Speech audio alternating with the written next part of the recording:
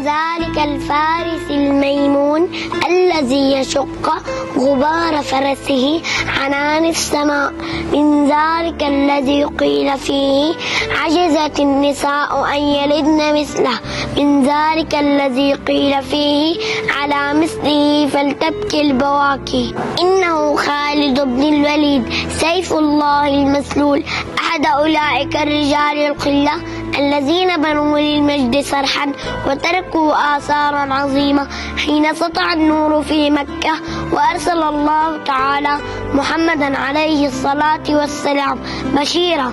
كان خالد في 27 من عمره. برز اسم خالد قائدا من قواد المشركين منذ خرج في غزوة أحد يقود ميمنة جيش قريش. نشب القتال ولم يمضي وقتا يسير حتى أحرز المسلمون نصرا مبين. كان هجوم خالد هو الذي قلب انتصار المسلمون هزيمة يتعلموا درس الطاعة العظيم. وبعدها بسنوات سطع نور الحق في قلب خالد أخيرا واستنار عقله. وقد وصف تلك اللحظات قائلا: لما أراد الله عز وجل بما أراد من الخير قذف في قلب الإسلام وحضرني رشدي. جاء رسول الله صلى الله عليه وسلم يكلفني بالمهام الجسام والمسؤوليات فيثبت فيها كفاءة عالية. فمعركة مؤتة في السنة 8 للهجرة بعد إسلامه، وهي المعركة الدامية التي استشهد فيها القادة الثلاث: زيد بن حارثة، جعفر بن أبي طالب، عبد الله بن رواحة رضي الله عنهم جميعا.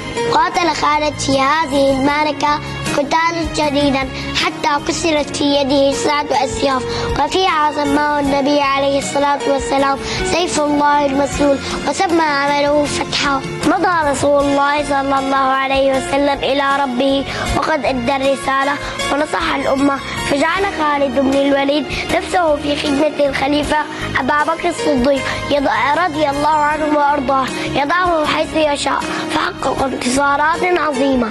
ومع نهي الخليفة أبا بكر وصل أمر عمر الخليفة الثاني يعزل خالد عن قيادة الجيش وتولية أبو عبيدة بن الجراح قائدا عاما. لقد خاف الفاروق عمر أن يفتن الناس ويحسب أن النصر من عند خالد، والله سبحانه يقول: وما النصر إلا من عند الله العزيز الحكيم. عاد الفاتح العظيم إلى حفظ مدينة التي فتحها طاب له البقاء فيها يتفرغ لكتاب الله، وكان قد شغل عنه في الجهاد في سبيل الله وعاش فيها لا يملك سوى سيفه ودرعه وفرسه. توفي خالد رضي الله عنه في 5.